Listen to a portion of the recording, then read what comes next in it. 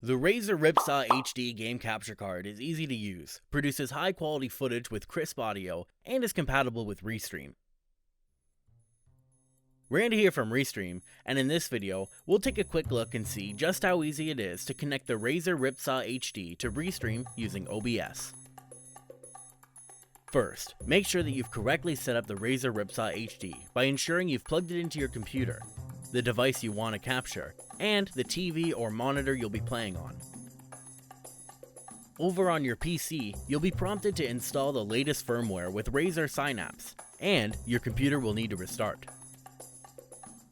Once your computer has turned back on, open up OBS Studio or your favorite compatible broadcast software. In the source list, add a new video capture device. Give it an easy name like Ripsaw, then click OK to continue. Ensure to select your Razer Ripsaw from the device list, then choose OK.